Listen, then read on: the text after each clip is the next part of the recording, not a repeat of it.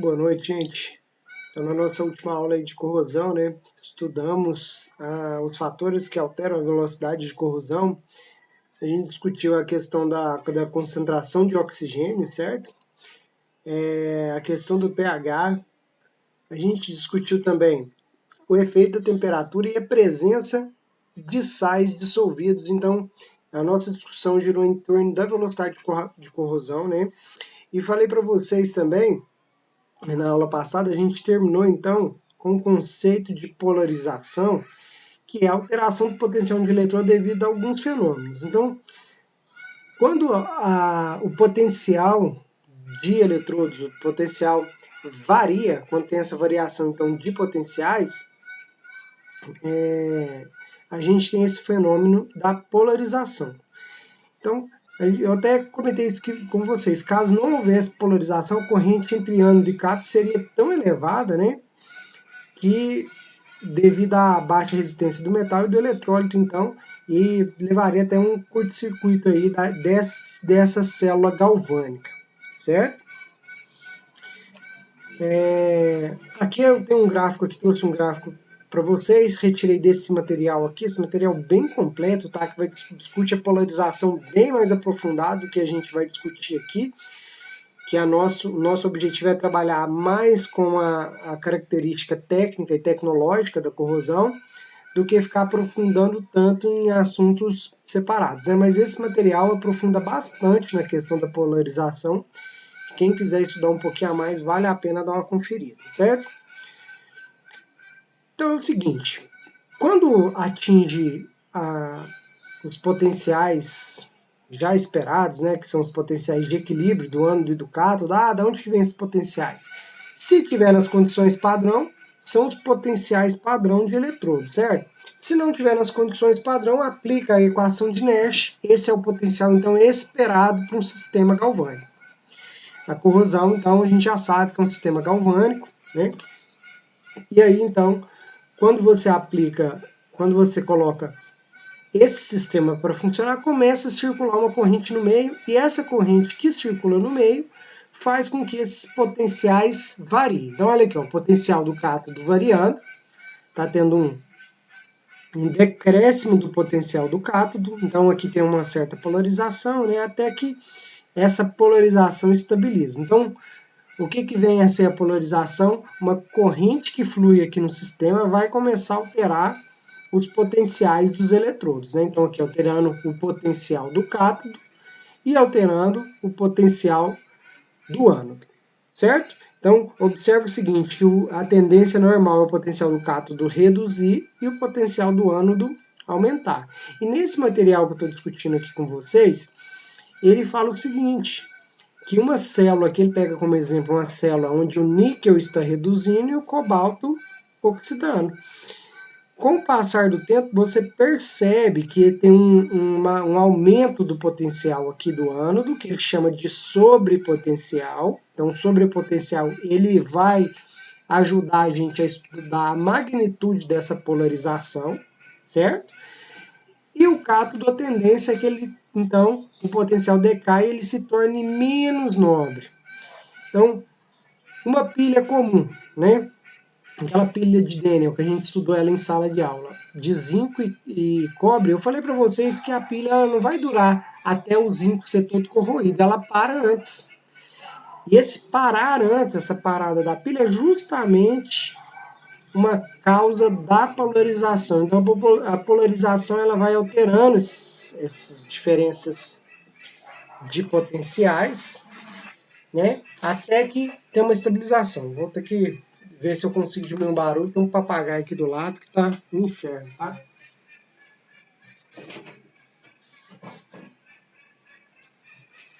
De todo jeito, acho que não, acredito que não vai reduzir tanto o barulho, não. Mas se o barulho estiver muito alto aí, vocês me desculpem, mas aqui perto aqui de casa não tem jeito. Então, é isso, né? A variação desses potenciais, esse gráfico, então, demonstra bem o que é essa polarização, né? Os equilíbrios lá, os potenciais de equilíbrio, que são aqueles lá da equação de Nash que a gente calculava, a partir do momento que está circulando corrente, que isso vai produzir uma corrente aqui entre ânodo e cátodo, e essa corrente que circula aqui entre os eletrodos, essa corrente que circula vai alterar esses potenciais, certo? Agora imagina, então, a seguinte situação. A gente quer proteger um ânodo, certo? Eu não quero que esse ânodo tenha uma corrosão. A polarização, então, seria interessante? Polarizar o ânodo seria interessante, então? Se ele estiver polarizado, o potencial dele tende a aumentar. Então, sim, né? A polarização, então, é um fenômeno aí que, nesse caso da polarização do ânodo, acaba atrapalhando a corrosão, certo? Aqui já é o gráfico que vai discutir esse, né? Então, eu preferi trabalhar aquele gráfico primeiro, que eu acho que ele é mais simples da gente entender, o formato dele, né? E aqui é o gráfico do livro que a gente utiliza então na disciplina, que é o livro do Gentil. Aqui uma pilha entre cobre e zinco. Tem uma grande diferença de potencial e com o tempo circulando corrente, né? A corrente circulando aqui no meio, lembrando que o potencial pode ser dado pela corrente vezes a resistência do meio, então um potencial aqui sobre uma certa resistência, que é o próprio eletrólito dessa pilha, vai gerar um novo potencial. Então, de acordo com a medida que vai circulando corrente elétrica, vai tendo, então, um novo potencial aqui, que a gente chamou aqui no slide anterior, aqui, ó, do E do cátodo, menos o E do equilíbrio. Então, é essa diferença aqui, né, que é o sobrepotencial. Então, à medida que circula corrente no meio, tem um novo potencial. A diferença entre esse novo potencial e o potencial de equilíbrio, que é o que veio da equação de Lerch, que é o tal do sobrepotencial, certo? Então, segundo esse gráfico aqui, o que é o sobrepotencial? O que seria, então, o sobrepotencial? Que é o que mede a polarização. Seria esse novo potencial, que ele chamou aqui de E', certo? Menos o potencial de equilíbrio, que é o potencial que veio ou do potencial padrão ou da equação de Lerch, se for diferente das condições padrão. Então, assim, ó, sei que a discussão aqui, eu falei que não ia aprofundar tanto, né, passando mais a parte mais prática, mas mesmo assim, se vocês tiverem dificuldade de entender isso, tenta dar uma lida nesses materiais aí, de que fala sobre polarização, e tenta assistir a videoaula, então, mais de uma vez, que vai ajudar também vocês a compreenderem isso, tá? Nesse caso aqui, então, qual que é o sobrepotencial do cobre? O potencial do cobre inicial era esse. Vamos supor aqui que inicialmente era 0,34 volts. À medida que está circulando corrente, esse potencial aqui, ó, o novo potencial aqui, vou colocar aqui como se fosse 0,1 volt. Qual que é o sobrepotencial? A polarização causou o que com esse eletrodo? Ué, não era 0,1 volt? O potencial final não é 0,1 volt? E o de equilíbrio? O de equilíbrio lá da equação de Nash ou das condições padrão. Nesse caso aqui eu coloquei das condições padrão, tá? 0,1 menos 0,34, esse sobrepotencial é 0,24 volts, certo? Então, olha só aqui o que ocorreu com essa célula. Agora o do zinco. O do zinco eu vou colocar aqui como se ele não tivesse nas condições padrão, né? Vou colocar aqui como se ele tivesse em outras condições nas quais o potencial dele era menos 0,34 volts. E o potencial final aqui, coloquei como sendo igual, tá? 0,1 volt. Qual que seria o sobrepotencial? No caso do zinco, você colocaria, então, o potencial final, que é 0,1 volt, menos o inicial, que é menos 0,34, daria, então, 0,1 menos o menos 0,34, e você teria, então, aqui uma polarização de 0,44 volts, um sobrepotencial, desculpe, né? Então, a variação de potencial é a polarização. Esse sobrepotencial pode ser positivo e pode ser negativo. É esse exemplo aqui que eu estou discutindo com vocês em cima desse gráfico, tá? Que é a variação de potencial de acordo com a corrente que circula no meio. Quanto maior a corrente que circula, maior vai ser a variação de potencial. Isso é muito importante na hora que a gente estiver discutindo lá métodos de combate à corrosão. Eu vou falar para vocês, aplicar uma corrente elétrica polariza o ânodo, você consegue proteger ele aplicando corrente elétrica. Então, o que ele faz? Um potencial de redução que era muito baixo, ao contrário, né, o de oxidação muito alto, você consegue aumentar o potencial de redução e, consequentemente, reduzir o potencial de oxidação. É a lógica aqui que a gente busca. Certo? Espero que tenha clareado um pouco aí para vocês. Então, essa diferença de potencial, que é a polarização, esse N aqui que eu trouxe para vocês, é o sobrepotencial, que é a grandeza que avalia a extensão dessa polarização. Beleza? Se esse aumento, né, for positivo, igual o exemplo que eu dei aqui do zinco, vocês viram que foi mais 0,34 volts, predomina então a polarização anódica. Se for menor do que zero, polarização catódica, certo? Por que isso então? É bem fácil a gente perceber. A corrente não faz o potencial do cátodo reduzir, então o final fica menor. Se o final é menor, só pode ser negativo sobre o potencial. Então, lembrando, ó, esse E aqui é o E de equilíbrio e o E' é depois que circulou corrente. Se circular corrente faz aumentar o potencial do ânodo, é lógico que o sobrepotencial é positivo. Do cátodo é o contrário, né? Ele faz reduzir o potencial. Ok? A coisa volta aqui no slide anterior para vocês visualizarem isso novamente.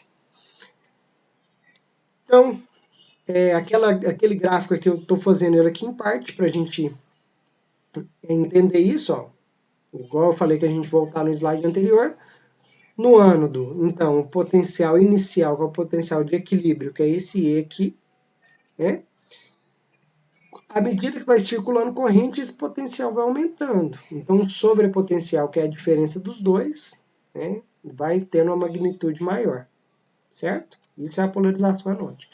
E a catódica, você vai tendo um decréscimo do potencial, então o E', nesse caso, é menor. Se o E' é menor, a gente tem uma polarização catódica, o sobrepotencial é negativo, certo? O mesmo metal pode sofrer as duas polarizações? Pode, né? Isso aqui eu fiz essa discussão com vocês separado, mas você pode sim ter essa situação. Você pode ter um metal, imagina que é um metal mergulhado aqui num solo, isso aqui é como se fosse um solo, você tem aqui um metal mergulhado, esse metal eu vou chamar de metal M, e nesse solo aqui você tem um solo ácido, onde você tem uma presença grande aqui de H+, vou simplificar com H+, para não ter que escrever o H3O+. Imagina aqui que nessa região aqui do metal, a gente tem a oxidação, então produz Mn+. Mas numa outra região, você tem a produção de bolhas de hidrogênio. Vou colocar aqui várias regiões produzindo hidrogênio. E algumas regiões aqui produzindo metal. No mesmo metal você pode falar, tem uma região anódica e uma região catódica, que é onde ocorre a redução, tá? Então você pode também discutir isso com o metal apenas, né? Que fica, a discussão fica bem parecida também. Mas aí você vai falar de zona, né? Zona anódica, zona catódica, aqui a gente já está falando de ânodo e cátodo, que é quando você tem mais de um eletrodo, igual a gente já discutiu lá na esquematização das pilhas, né? Que vem a ser a tal da pilha de corrosão, isso aí tudo a gente já discutiu. Aí, o que causa também essa polarização? Por que isso ocorre, né? Aí a gente vai estudar aqui 3 tipos de polarização. A polarização por concentração é aquela na qual, a partir do momento que o metal vai sendo oxidado, ele começa a acumular aqui na superfície. Então, para você oxidar mais zinco, vai ficando cada vez mais difícil. Então, alguns metais, eles vão ter a característica de polarizar mais. Um exemplo que eu gosto de trabalhar com vocês é o seguinte, que não é esse tipo de polarização por concentração, mas só para a gente entender, então, a diferença de polarização, para que estudar isso? Para que estudar aquela espontaneidade através de potencial? Gente, o potencial é uma medida termodinâmica. Então, se você fizer a soma de potenciais do ânodo e do cátodo, der maior do que zero, a gente já discutiu que isso é uma célula espontânea. Se der menor do que zero, você tem que fornecer energia para a reação acontecer. Lembra disso? Aqui, gente, aquele potencial lá, não discuti isso com vocês, mas ele só mede se a reação é espontânea ou não. Ele não tem relação direta com a velocidade da corrosão, tá? Então, o que eu quero falar tudo isso para vocês é o próximo tipo de polarização, mas é porque eu lembrei disso agora e já vou comentar isso com vocês. Se você pegar, por exemplo, a pilha de zinco com H+, essa pilha dá um potencial de 0,74 volt, certo? Um potencial 0,74 volt. Se você pegar a pilha formada por ferro 2+, ferro e ferro 2+, com cátodo de hidrogênio, aqui eu representei errado, né? Tem que ser 2 barrinhas. Aqui você tem uma pilha de 0,44 volts, certo? Então 0,74 para o zinco e 0,44 para o ferro. Se fosse para analisar só potencial e te perguntassem qual que é a reação mais rápida, só pelo potencial não tem como você afirmar. A única coisa que tem como você afirmar é que ambas são espontâneas. Para saber questão de velocidade, você precisa de outras informações. E uma das informações que eu vou te dar agora é que o zinco ele polariza mais do que o ferro. Se ele tem essa facilidade de ter essa polarização, tá? A polarização, então, a gente já viu que ela é um fenômeno que reduz a velocidade de corrosão. Então, o ferro é corroído mais rapidamente do que o zinco em meio ácido. Por que, então? Porque o zinco tem a facilidade de polarizar mais. Aí vai depender de cada tipo de metal, tá? Certo? Então, só o potencial não serve para falar de velocidade. O que a gente está vendo aqui, esse exemplo, então, aqui é um exemplo de zinco, uma pilha formada por zinco e cobre. Eu falei para vocês que o zinco, uma pilha desse tipo aqui, ó, o zinco, a tendência, se fosse para a gente esperar sem saber da polarização, era que todo eletrodo de zinco fosse corroído. Mas isso não ocorre. Por quê? Cada vez mais que vai formando esse íon metálico na solução, vai ficando mais difícil de formar o próximo. Tem uma certa repulsão. É a tal da dupla camada elétrica, que a gente ainda não viu a formação dessa dupla camada elétrica, mas ela tende a fazer aumentar então o potencial desse eletrodo, certo? Então, a polarização por concentração ela ocorre, e se ela ocorrer, ela vai fazer aumentar então o potencial, né? O eletrodo, nesse caso o ânodo, vai ficar com potencial maior, mais nobre, né? Vai gerar uma tal de um sobrepotencial, que é esse N maior do que zero. E para reduzir esse fenômeno de polarização, o que tem que ser feito? Eu quero que o potencial mantenha aquele potencial que eu calculei lá na equação de Nash. Então você precisa ter uma célula eletroquímica com agitação para expulsar esses íons aqui da superfície, né, para essa concentração aqui reduzir na superfície, e o potencial permanecer o mesmo do que foi calculado. Certo? Então essa polarização por concentração é isso, é a concentração de íons metálicos próximos ao ânodo que causa um aumento do potencial de oxidação. Certo? Aumento de potencial de oxidação, não, desculpa, gente, aumento de potencial de redução, né? De oxidação diminui. O ânodo, a polarização faz o ânodo ficar mais nobre. Ele vai querer oxidar menos. A polarização do cátodo faz ele ficar menos nobre, certo? Então, é isso daí que a gente tem que ter sempre em mente com esses conceitos, né? Ter sempre em mente isso daí. Então, a agitação, ela causa o espalhamento então, dos íons aqui no meio, na célula eletroquímica, né? E tira esse acúmulo próximo do eletrodo, e o potencial volta a ser aquele potencial de equilíbrio. Então, se você quer que a corrosão aconteça, o que você tem que fazer? Agitar esse sistema. Se você não quer que a corrosão aconteça, você tem que manter o sistema em repouso, né? Para favorecer essa polarização. Mais uma pilha, que se você quer gerar corrente elétrica, geralmente você quer que a corrosão aconteça para gerar essa corrente. Então, o sistema é melhor que esteja agitado, certo? O outro tipo, que é o que explica por que, então, que o zinco ele tem uma corrosão em meio ácido menor do que a do ferro. O zinco ele tem a facilidade de estabilizar os radicais hidrogênios, né? Não está muito bem explicado esse mecanismo não, mas acredita que seja isso. E essa estabilização do radical hidrogênio, então ele estabiliza o intermediário da reação, né? Porque, vamos lembrar aqui, o que tem que ser a reação? O zinco tem que ser corroído, né? Ele tem que gerar metais.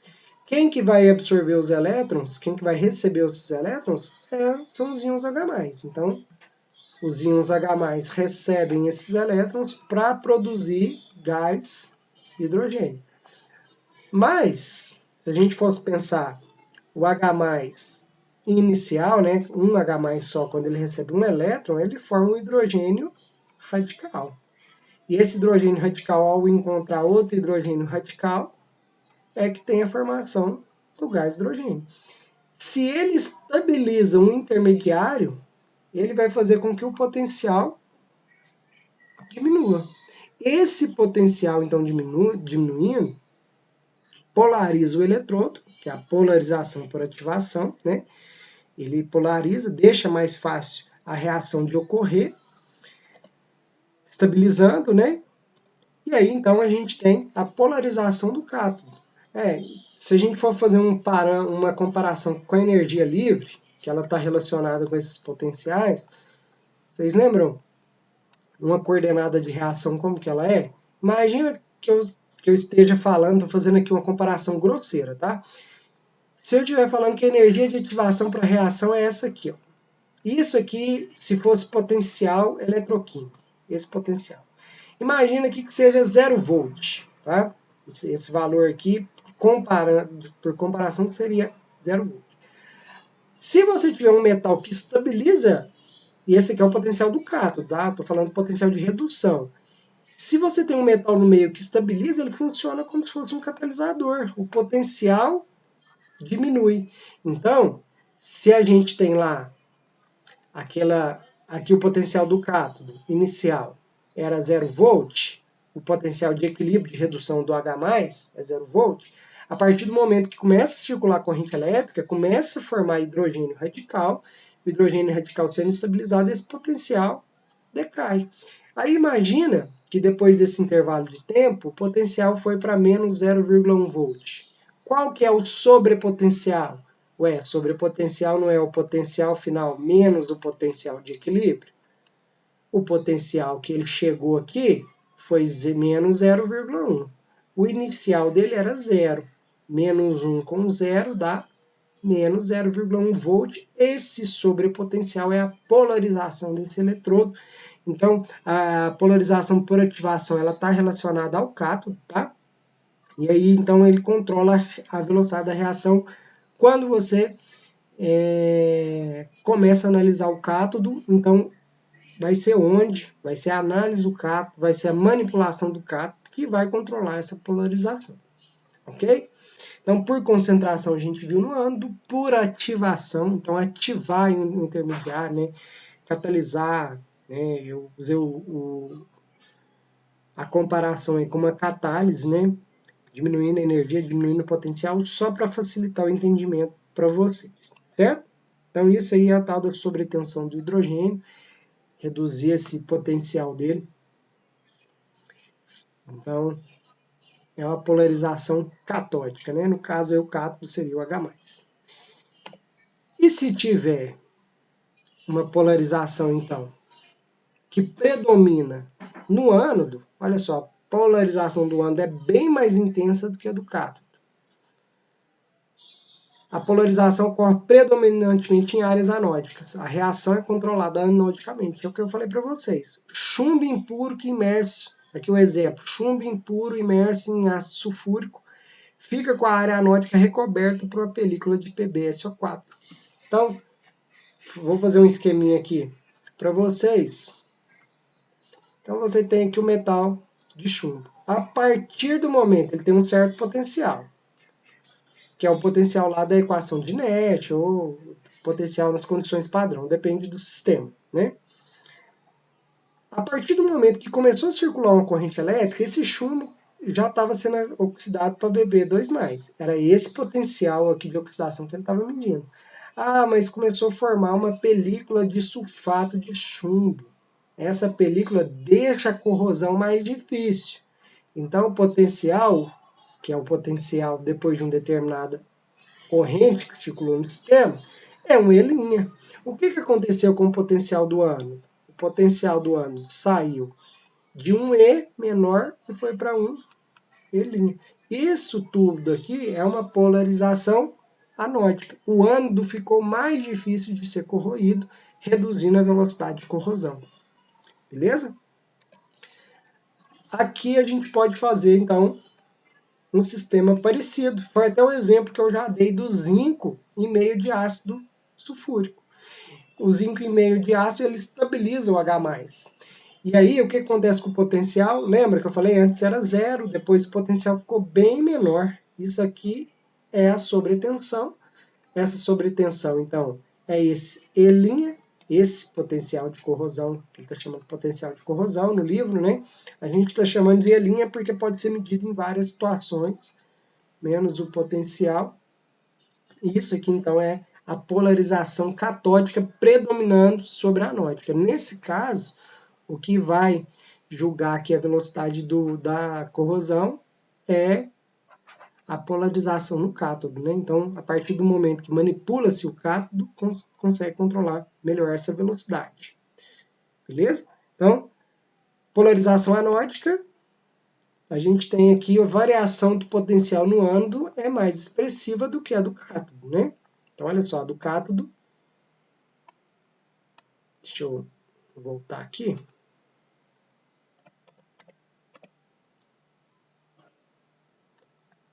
Olha só, a do cátodo, o sobrepotencial do cátodo é bem menor do que o sobrepotencial no ânodo. Isso, a polarização predominantemente anódica, a velocidade vai estar muito mais, a polarização vai estar influenciando a velocidade, o tipo de polarização que influencia a velocidade é a polarização anódica. E aqui, a polarização, olha só, nesse outro exemplo, a polarização anódica é bem menor do que essa polarização aqui, que é a polarização catódica, certo? E se você tiver as duas polarizações, uma sem predominância sobre a outra, você tem uma polarização ômica, ou polarização de resistência, tá? Não está escrito aqui, me desculpe, esqueci de colocar o título, né? Mas isso aqui é uma polarização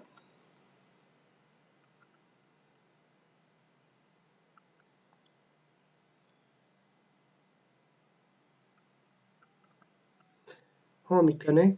Que é aquela polarização em que o sobrepotencial do ânodo é da mesma magnitude do que o sobrepotencial do cátodo.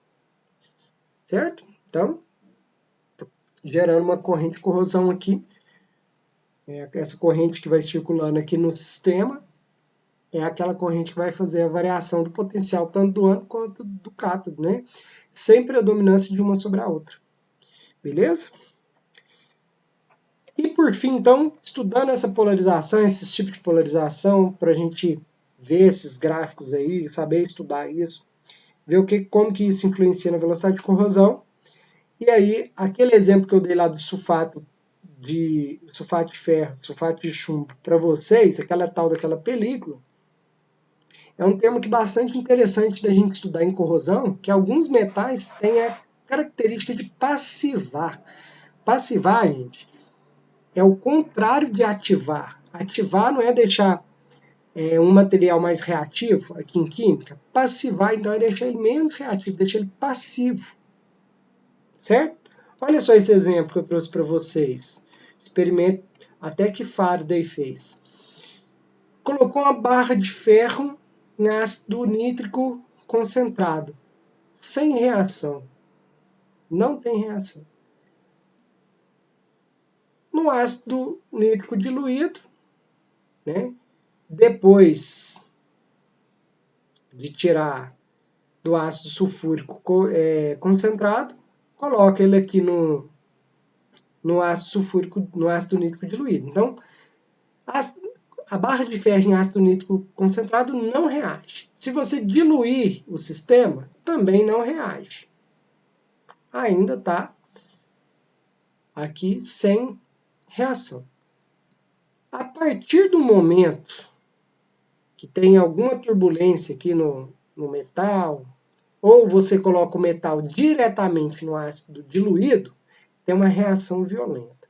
Então, olha só, o ferro em ácido diluído, ácido nítrico diluído, ele corrói violentamente. Em ácido sulfúrico concentrado, ele não corrói. E se você tira ele do concentrado e põe no diluído, também não corrói. Isso, gente, a gente pode explicar através da passivação. Está acontecendo alguma coisa aqui no ácido concentrado que está passivando o ferro. O que não ocorre no ácido diluído. No ácido diluído não forma essa passivação. Certo? Então, olha só. O ácido nítrico concentrado oxida o metal e o potencial é aumentado a ponto de formar uma camada de óxido de ferro. Esse óxido de ferro Fe3O4, não sei se vocês lembram, mas eu passei para vocês que, na verdade, ele é uma combinação de dois óxidos, né? É um óxido de ferro 2 e um óxido de ferro 3, certo? Então, fica parecendo que é ferro 4, né? Mas não é não, é a combinação desses óxidos. E, na verdade, esses óxidos, então, eles depositam na superfície do metal, passivando ele. Então, essa passivação, né? Essa passivação, então, ela protege o metal contra a corrosão futura. Inclusive, se botar ele no diluído, a película já está aqui depositada sobre o metal e a corrosão não ocorre. Se arranhar, se tiver algum dano aqui à superfície, com certeza vai corroer, né? Porque vai romper essa película. Então, o que é a passivação? Passivação, gente, é quando o metal atinge um estado na qual ele não reage. Geralmente ela é feita através de quê? Através do depósito de uma película de óxido, de algum óxido ou algum tipo de sal que vai proteger esse material, certo? Então, nas condições que o material se torna passivo, seu comportamento eletroquímico revela um potencial mais nobre. Isso é, menos ativo que o normalmente apresentado. Ele sofre, então, uma corrosão mais lenta. Beleza? Então, se você quiser que a corrosão seja mais lenta, você busca a passivação de um metal. A corrosão de um metal, se você quer que ela seja mais lenta, basta, então, procurar a passivação desse metal. Como que passiva ele, certo? Gente, então, é isso. Vai ficar uma atividade aí para vocês, valendo como presença, certo? E valendo uma certa pontuação também. Queria agradecer aí pela atenção e valeu, gente. Bons estudos para vocês.